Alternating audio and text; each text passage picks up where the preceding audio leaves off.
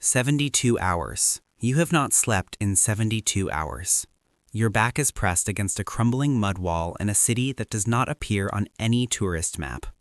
The temperature is 47 degrees Celsius. Your M16 is cradled across your chest, barrel pointed at a narrow alley mouth 30 meters ahead. Your finger is outside the trigger guard. Discipline. Always discipline. Somewhere behind that alley, 3 men are waiting. You know this because your teammate whispered it 4 minutes ago and then went silent. You have not heard him since. You do not turn to check. You cannot afford the movement. A bead of sweat rolls from your helmet liner down the bridge of your nose and drops off the tip.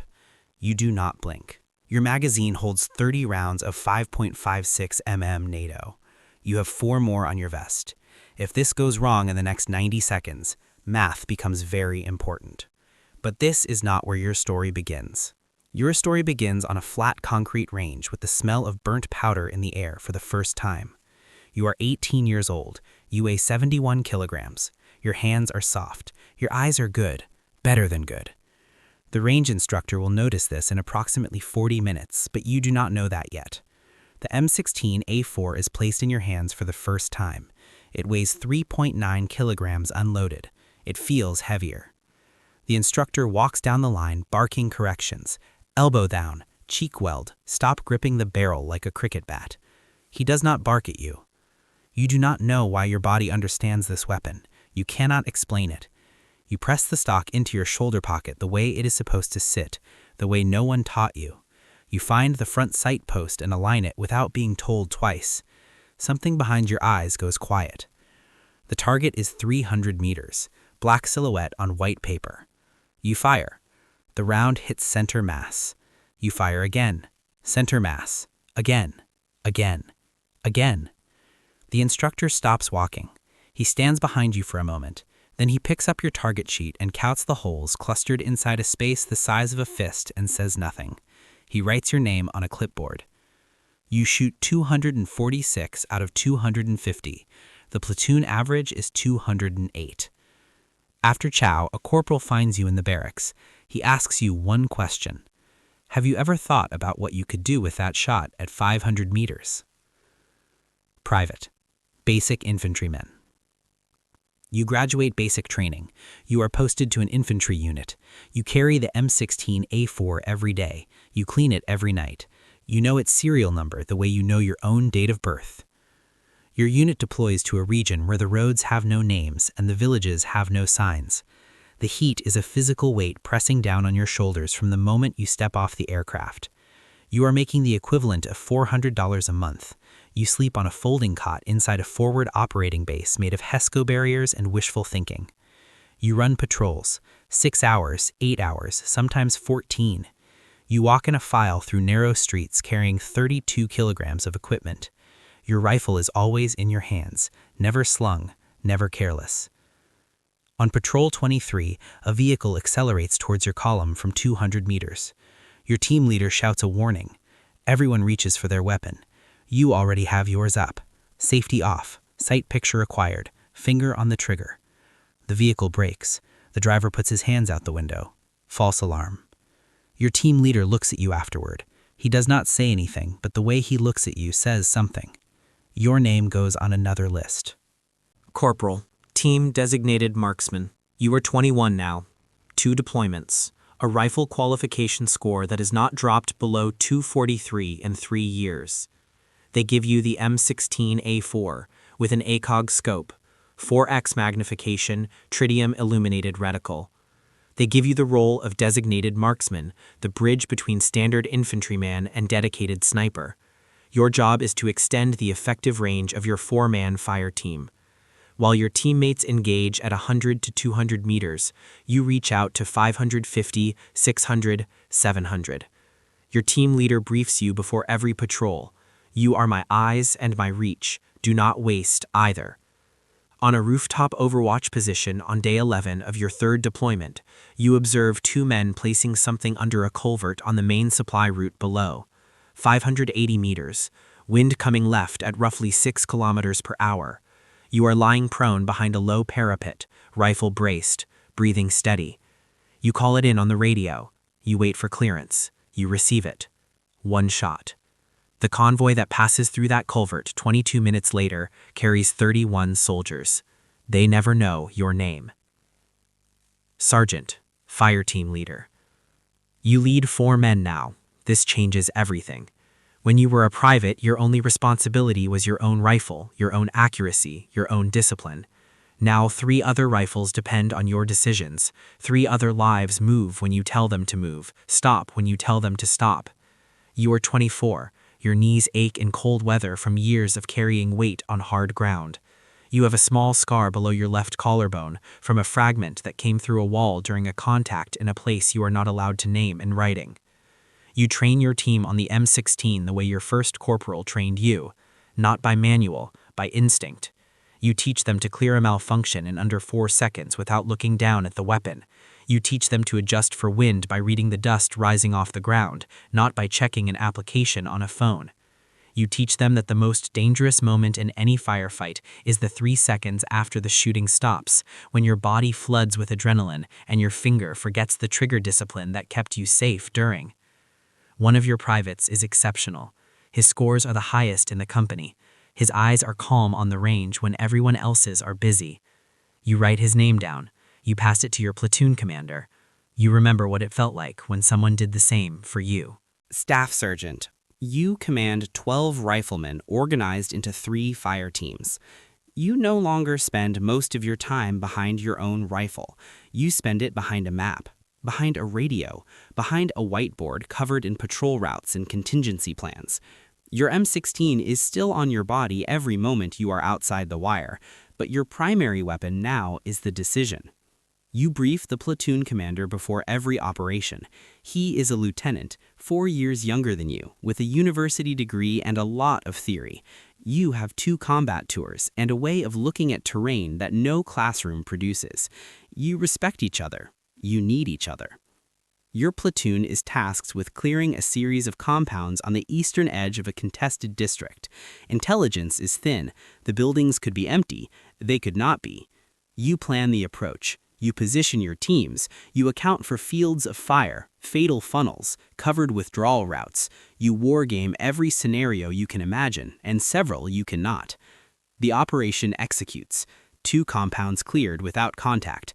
3rd compound, contact from an upper window, 25 meters. Your team on the left suppresses. Your team on the right flanks. Your team in the center holds the breach point. It is over in 41 seconds. No casualties on your side. You debrief for 3 hours afterward. You find 3 decisions that could have been better. You write them down. You will not make the same mistakes next time. There will always be a next time. Senior Weapons Specialist. You have been doing this for 11 years. Your body knows things your mind cannot fully articulate. You walk into a room and you feel the angles before you see them. You look at a map and the dangerous ground rises off it like heat. You are now a warrant officer, a technical expert, a bridge between the enlisted soldiers who execute and the officers who command. Your value is not rank. It is knowledge that cannot be manufactured quickly. It can only be earned slowly, over years, in places where mistakes have permanent consequences. You advise battalion commanders on small arms employment, urban combat tactics, marksmanship training programs. You travel between units. You assess their readiness. You tell them hard truths about what their soldiers can and cannot do with an M16 at 400 meters under stress. You run live fire exercises with junior soldiers. You watch a private press the trigger and you know before the round leaves the barrel whether it will hit. You see the tension in the jaw, the shoulder rising slightly, the tiny flinch anticipating recoil. You walk over quietly. You place your hand on his shoulder. You say 4 words. Breathe, press, follow through. He fires again. The round hits. He looks up at you. You nod once. That nod contains 11 years. Selection, Tier 1. A man you have never seen before sits across from you in a room with no windows. He slides a single sheet of paper across the table. No letterhead, no unit name. A date, a grid coordinate, a reporting time. Show up light, show up rested. You will not be rested again for a while. You arrive at a facility that does not appear on any public installation map. There are 280 other candidates. They come from infantry, from recon units, from ranger battalions. They are the best their respective units produced. They look at each other the way wolves look at other wolves. Over the next 28 days, 241 of them will be gone.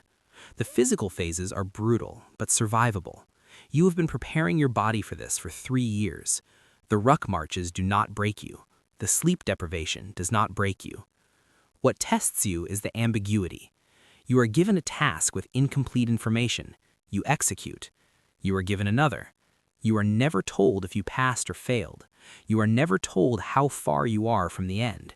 You march through fog at 0300 carrying 70 kilograms toward a checkpoint that may or may not be where the map says it is, and there is nobody to ask and nothing to do except keep moving. Most candidates break here, not physically, mentally. They need to know when it ends. They need a finish line. You stopped needing finish lines somewhere around deployment number 4. You graduate. There is no parade. A man shakes your hand and says, Monday, 0600. That is all. Tier 1 Operator, M16. Your weapon has changed. You now carry the HK416, the evolution of the M16 platform. Gas piston system, 14.5-inch barrel, suppressor mounted. It weighs 3.5 kilograms. It will fire 20,000 rounds before requiring a barrel change. It is the most reliable combat rifle on Earth. Your unit does not officially exist. You operate under classified program authorities. The countries you enter are classified. The targets you are assigned are classified. The outcomes are stored in systems that most military personnel never access. You train 300 days a year. You shoot 400 to 600 rounds daily. You run close quarters battle drills until the movement is below conscious thought. Stack, breach, clear, scan. Your body does it the way your body breathes, without instruction, without hesitation. You insert into denied areas by helicopter, by boat, by military freefall from 28,000 feet in oxygen masks and thermal suits, opening your canopy at 900 feet above ground level in total darkness. You execute hostage rescues in buildings with no floor plans against enemy counts that intelligence said was 4 and turned out to be 9. You go home between deployments. Your children run to you. Sometimes, if you are gone long enough, there is a half-second pause before they reach you, a moment where their memory has to catch up to the face in front of them. That half-second costs you more than any contact ever has. Senior Operator. 6 years inside the unit. You have operated on 5 continents. You have lain in the snow at 4,000 meters for 58 hours waiting for a single window. You have cleared buildings in 3 countries in the same week. You have taken shots, with the rifle, up close, in the dark, that exist in no citation, no medal citation, no official record anywhere. You plan operations now. Full mission profiles, infiltration to exfiltration, every contingency mapped, every variable weighted. You brief a colonel who leans forward when you speak because he knows that the information coming from you has been paid for in ways he has not been required to pay. He listens. He nods once. Execute. That single word contains months of intelligence, years of training, decades of institutional knowledge flowing through your team like current through wire.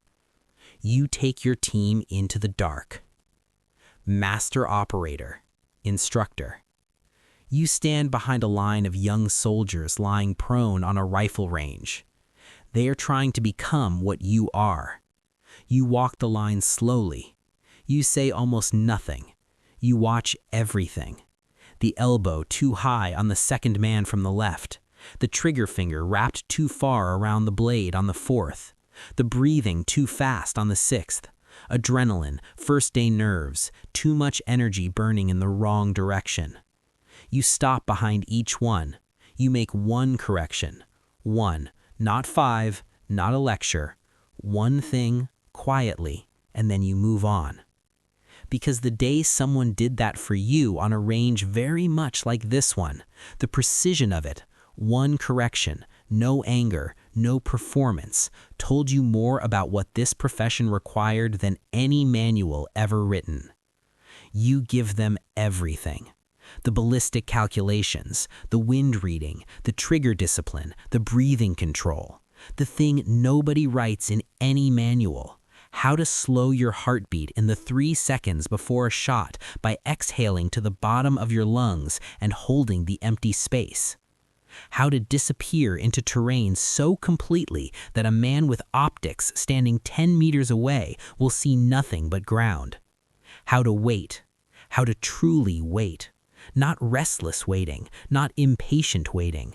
The still, predatory, absolute waiting of a professional who has learned that time is a weapon and patience is how you aim it.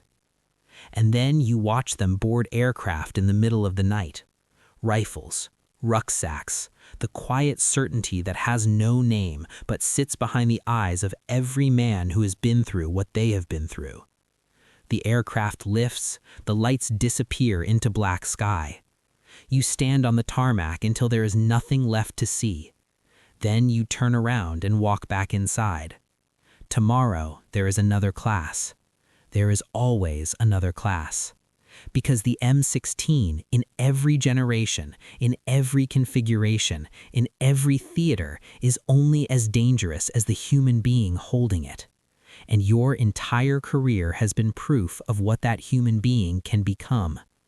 That is what separates a soldier from a rifleman, and a rifleman from an operator, and an operator from a ghost.